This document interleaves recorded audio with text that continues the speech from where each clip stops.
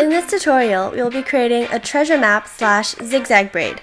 It looks very complicated, but like most of my other tutorials, it's actually a lot easier to create than it would seem, especially if you know how to create a lace or a French braid. And I will be showing you two different versions of this. They look very similar, but they vary in detail as well as difficulty. Let's get started!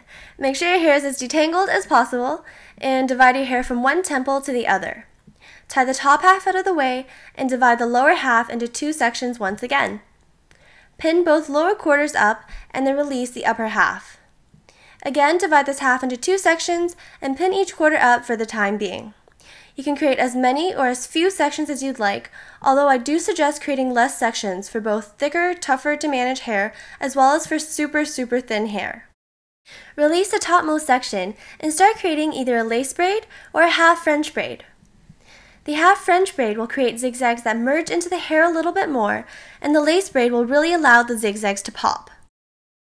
To create a half French braid, simply braid as you normally would, and only add in new sections of hair when the upper section goes over the middle, and not when the lower section goes over the middle. For the lace braid, it's essentially the same idea, except the upper and lower sections are rotated and moved below the middle piece every time. Whichever braid you choose, continue adding hair to the upper section as you move across the first layer of your hair until you hit the right side of your head. Allow the braid to slightly turn as we move down to the next section of hair.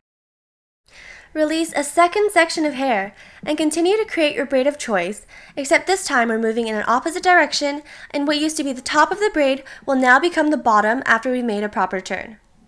Continue this braid for the entire section, make the turn, and incorporate the next quarter of hair until you've finished. For the bottommost section of hair, I decided to create a side braid.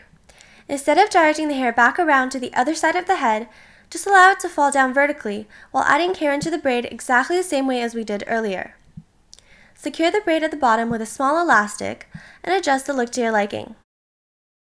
Here are the finished looks. The first version uses a lace braid, and the second uses a half French braid.